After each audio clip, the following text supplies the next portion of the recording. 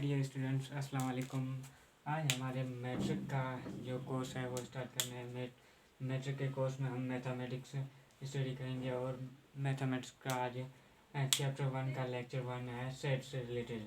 Okay बेटा, अब okay ये थोड़ा सा मैंने लिख लिया ताकि जो वीडियो है ना वो शार्ट से हो जाए, क्योंकि पहली जो वीडियो थी कॉम्प्लेक्स नंबर और रियल नंबर पे वो बहुत ही बड़ी, तकरीबन आई थिंक 40 मिनट्स पे हो गई थी, इसलिए मैंने सोचा कि पहले लिख लेते हैं। ओके, तो बेटा देखो, सेट्स के अल्फाज से ही हमें मतलब चल रहा है कि सेट्स यानी कि कोई 4 से 5 चीज़ें हैं ना वो साथ में ही होंगी, उसको हम सेट्स पढ़ते हैं।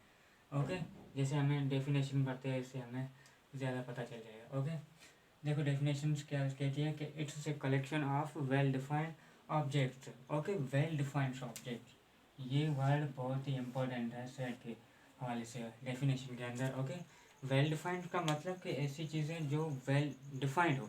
ओके, यानी कि वो चीज़ मौजूद हो, जैसे हम कहें कि okay days of a week, तो ये देखो ये days of week, days of a week. Okay, तो इसका मतलब जो ये डेज है ना ये तकरीबन कितने हैं, 7 है। ओके, 7 डेज है एक वीक के अंदर। तो मतलब कि एक जो वीक है ना, एक वीक ए वीक, और ये ए वीक जो है ना ये क्या है, सेट्स कहलाएगा हमारा। ओके बेटा, तो मतलब कि ये डेज ऑफ ए वीक ये डिफाइन कर रहे हैं हमारे यूनिवर्स में, इसलिए हमें इन कहते हैं कि ये एक सेट है। ओके, इसके साथ अगर मैं आपको कहूँ कि students of your class, okay, तो ये भी एक सेट है क्योंकि वो वेल डिफाइंड है। ओके बेटा, वेल डिफाइंड के बारे में, इस वर्ड के बारे में आपको पता चल गया होगा। ओके, उसके बाद आगे देखो कि तो ओके वो कह रहा है कि it's a collection of well defined objects where order does not matter. Okay, वो कह रहा है कि ऑर्डर कोई भी हो सकता है, ऑर्डर में सेट में मैटर नहीं करता। ये बात याद रखना कि सेट्स में ना ये order does not matter. Okay, and element must not repeat, और जो सेट्स के अंदर जो एलिमेंट्स होते हैं ना, मेंबर्स होते हैं, वो कभी सेट में रिपीट नहीं हो सकते। ओके, एग्जांपल देखते हैं हम, उससे हमें पता चल जाएगा कि ये डेफिनेशन क्या कह रही है। ओके, देखो ये एक सेट है। ओके, सेट को कर्ली ब्रैकेट से हम शो करते हैं। ओके, सेट है, जैसे देखो ये 1 2 3 2, ओके एंड सो ऑन। अब देखो ये सेट नहीं कहलाएगा क्योंकि देखो इसमें एलिमेंट रिपीट हो रहे हैं। और सेट की क्या डेफिनेशन, क्या सेट की फर्स्ट डेफिनेशन ये है कि वो कहे हैं कि सेट्स के अंदर जो एलिमेंट्स होते हैं ना वो रिपीट नहीं हो सकते। ओके, उसके साथ वो कह रहे हैं कि ऑर्डर डज नॉट मैटर, और उसका ऑर्डर मैटर नहीं करता। जैसे कि आप अगर 1 2 3 लिख रहे हैं, आप ऐसे भी लिख सकते हैं। ओके, ओ सॉरी ये सेट नहीं है, अब ये सेट, तो ये हो गया सेट। ओके, क्योंकि इसमें देखो ऑर्डर भी मैटर नहीं कर रहा। अगर आप 3 को यहाँ लिख सकते हैं तो लिख लीजिए, इसमें order does not matter. Okay, और उसके साथ अब देखो ये सेट बन गया क्योंकि इसमें देखो कोई भी एलिमेंट्स है ना वो रिपीट नहीं हो रहे, सारे एलिमेंट्स अलग अलग हैं।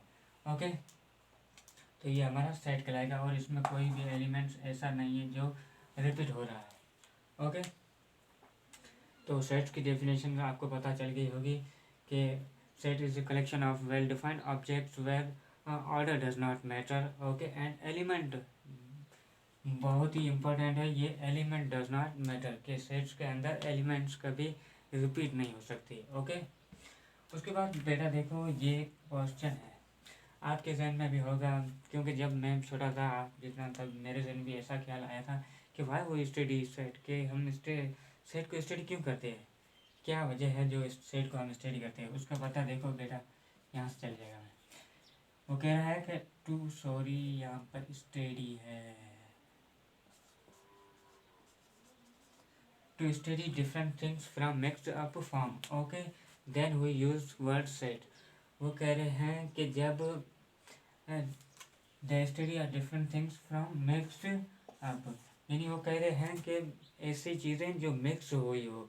जैसे देखो मैंने आपको डेज के बारे में बताया था जैसे मंडे, सैटरडे, ओके, ट्यूसडे, ये देखो मिक्स्ड हुए हैं और इन्हें मिक्स्ड को हमने एक सेट बना दिया जिसको हम बोलते हैं ए वीक। ओके, तो ये चीज़ें क्या है, सारी मिक्स्ड है और मिक्स्ड होकर एक कोई चीज़ बन जाती है, उसे हम कहते हैं सेट कहते हैं। ओके, ताकि हमें देखो अब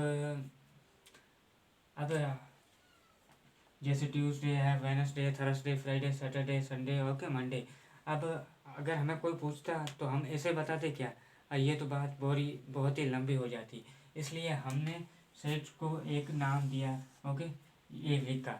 और ए वीक में ही हमें सारे इस वर्ल्ड में वो पता चल रहा है जो हम 7 डेज के बारे में जिसके हम नेम्स बता रहे थे, वो सारे इसमें ही ए वीक में आ गए। ओके, तो ये सेट बन गया। ओके, मेरी बात आपको समझ आ रही होगी शायद। ओके बेटा, उसके बाद देखो की पॉइंट्स, ये बहुत ही इंपॉर्टेंट है सेट के लिए। ओके, रहा है कि represented, okay, A set is represented by capital letters. याद रखना कि एक सेट को अगर आप शो करवाना चाहते हैं ना, तो उन्हें आपको कैपिटल लेटर से शो करवाना होगा। हालांकि अगर कोई ऐसा सेट लिखा हुआ हो तो ये सेट नहीं कहलाएगा, ये सेट नहीं कहलाएगा, क्योंकि जो सेट की जो पहली है ना की पॉइंट्स, वो यही है कि एक सेट है ना वो कैपिटल लेटर से शो किया जाता है। ओके, तो ये सेट हमारा नहीं होगा, यानी कि तो फिर सेट कैसे होगा, तो देखो सेट कैसे होगा, आप यहाँ पर कोई भी अल्फ़ाबेट लिख सकते हैं। ओके, तो ये अब सेट बन गया है। वो कह रहा है कि capital, okay, set is represented by capital letters of English alphabet. याद रखना बेटा कि सेट को ना इंग्लिश अल्फ़ाबेट से ही हमेशा शो किया जाएगा। Okay, okay, then next point देखो, second point, small letters. Okay, याद रखना कि small letters will be elements of a set. अब देखो बेटा, जो अल्फ़ाबेट इंग्लिश अल्फ़ाबेट के जो स्मॉल लेटर्स होते हैं ना, उन्हें हम एलिमेंट्स या मेंबर्स के तौर पे यूज़ कर सकते हैं। ओके, हालांकि उन्हें यहाँ पर जैसे मैंने लिखा था तो यह नहीं हो सकता। अगर शुरुआत में हम उसे रिप्रेजेंटेड स्मॉल लेटर से करेंगे तो ये सेट नहीं कहलाएगा, हालांकि इसे स्मॉल अल्फ़ाबेट को हम मेंबर्स या एलिमेंट्स बोल सकते हैं। ओके, देन थर्ड पॉइंट देखो, all elements of a set are written in the curly bracket by, okay, curly bracket, and elements are separated by commas. देखो बेटा, ये पॉइंट थर्ड क्या कह रही है कि जो सेट्स है ना उन्हें हम कर्ली ब्रैकेट से शो करेंगे। ओके, हालांकि जैसे ये स्मॉल ब्रैकेट है, ओके, इस ब्रैकेट से हम सेट को कभी शो नहीं करेंगे। ओके, ये सेट हमारा नहीं कहलाएगा। ओके, उसके बाद फिर ये भी हमारा सेट नहीं कहलाएगा। सेट किस, कर्ली ब्रैकेट को हम बोलेंगे, कर्ली ब्रैकेट से सेट को हम मतलब कि राइट करेंगे। ओके, उसके बाद देखो बेटा, ये बात इम्पोर्टेंट भी है कि elements are separated using symbol comma, कि सेट्स के अंदर जो एलिमेंट्स होते हैं ना, जैसे 1 है, 2 है, 3, ये क्या एलिमेंट्स है, या आप इसको मेंबर्स भी बोल सकते हैं सेट के। ओके, अब देखो इन्हें जब आप सेट्स में लिखेंगे ना, ओके, तो आपको इन्हें सेपरेट कामा की सिंबल आपको यूज़ करनी होगी, जैसे मैंने यहाँ की है। ओके, ना कि हालांकि आप ऐसे भी नहीं लिख सकते, पॉइंट का भी इस्तेमाल फुल स्टॉप का इस्तेमाल भी आप नहीं कर सकते। सिर्फ सिंबल कौन सी यूज़ होगी सेट के अंदर एलिमेंट्स को सेपरेट करने की, वो होगी कामा की। ओके बेटा, अब थोड़े से एग्जांपल देख लेते हैं ताकि आपको क्लियर हो जाए सेट्स के बारे में। ओके बेटा, ये सेट्स का हमारा इंट्रोडक्शन वीडियो है। Sets collection of well defined objects. Set बहुत ही सिंपल है इतना, हालांकि आप 6th में हम पढ़ेंगे, 7th में भी सेट पढ़ेंगे, 8th में भी जो हमारा फर्स्ट लेक्चर होगा वो सेट्स पे ही होगा। ओके बेटा, अब जैसे सेट्स के हम एग्जांपल्स करते हैं। ओके, जैसे एक सेट है जिसको 1 2 3 अप टू 10। ओके, क्या मैं आपसे पूछ सकता हूँ कि ये सेट है या नहीं है? देखो ये बेटा, ये सेट है, क्योंकि इसमें देखो सबसे पहली बात कि जो सेट है ना उसको रिप्रेजेंटेड कैसे, एक कैपिटल अल्फ़ाबेट से किया जा रहा है, इंग्लिश अल्फ़ाबेट से किया जा रहा है। ओके, यानी कि पहली की पॉइंट्स हमारी कंप्लीट इस पे हो रही है। ओके, दूसरी पॉइंट्स ये कि एलिमेंट्स है ना वो डज नॉट रिपीट। ओके, इसमें कोई ऐसा एलिमेंट नहीं है, हालांकि 1 to 10 में के अंदर कोई भी ऐसा एलिमेंट नहीं है जो रिपीट हो रहा है। ओके, तो ये बात भी हमारी इस पे पूरी उतर रही है। ओके, देन थर्ड चीज़ के हर एलिमेंट्स को एक सेपरेट कामा से ओके सेपरेट करते हैं। तो देखो ये दो एलिमेंट्स हैं, इनको इनके बीच में कामा का सिंबल यूज़ हुआ है।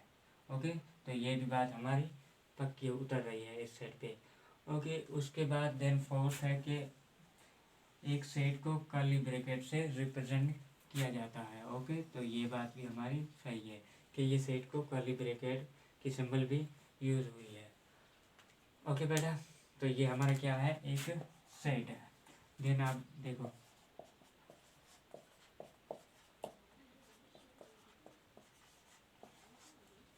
क्या बेटा ये सेट है, मैं आपसे पूछता हूँ। जी नहीं, ये सेट नहीं है। क्यों सेट नहीं है?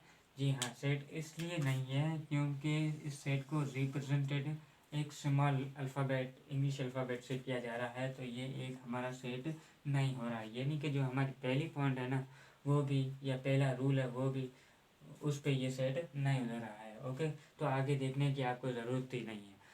फिर भी अगर आप आगे अगर ये इसकी जगह अगर ऐसा होता तो क्या ये फिर से भी सेट होता या नहीं?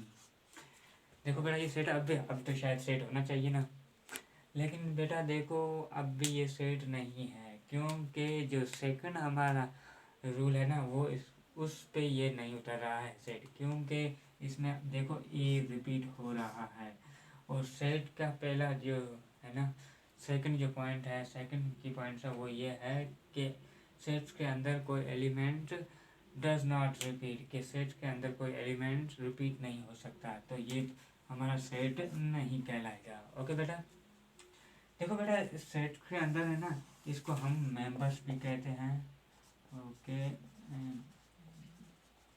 मेंबर्स भी कहते हैं और इसके साथ इसे हम एलिमेंट्स भी कह सकते हैं। ओके, अब देखो ये मेंबर्स या एलिमेंट्स ये कोई भी चीज़ हो सकती है। ओके, नंबर्स भी हो सकते हैं, स्मॉल इंग्लिश अल्फ़ाबेट्स भी हो सकते हैं, किसी के नेम्स भी हो सकते हैं, जैसे मैं अब बताता हूँ। ओके ओके, एक डी सेट है जैसे अली, रोया, शाहिद, अली।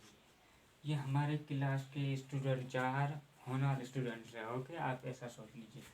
अब देखो अली, रोया, शाहिद और अली, क्या ये सेट्स है? देखो सेट्स की पहली पॉइंट पर ये उतर रहा है कि ये कैपिटल लेटर से डिनोट किया जा रहा है। ओके, उसके बाद देखो इसमें हर एलिमेंट्स के बीच में एक सेपरेट कामा भी है, यानी कि हर एलिमेंट्स को सेपरेट कामा से अलग किया गया है। ओके, उसके बाद थर्ड जो पॉइंट या हमारा सेकंड जो मेन पॉइंट है उस पर ये नहीं उतर रहा है, क्योंकि सेट्स की जो थर्ड पॉइंट है उसमें ये बोला गया है कि एलिमेंट्स डज नॉट रिपीट, लेकिन यहाँ पर भी अली है, यहाँ पर भी अली है, तो ये सेट हमारा नहीं कहलाएगा।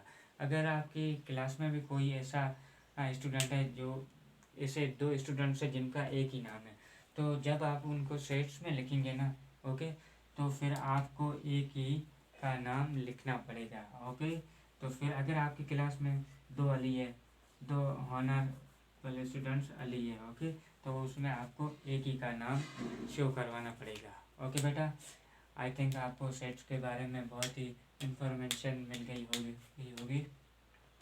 तो ये हमारे सेट्स के बारे में इंट्रोडक्शन, डेफिनेशन है, और सेट्स के बारे में हमने 10 क्लास से पढ़ा है। ओके बेटा, thank you, best of luck.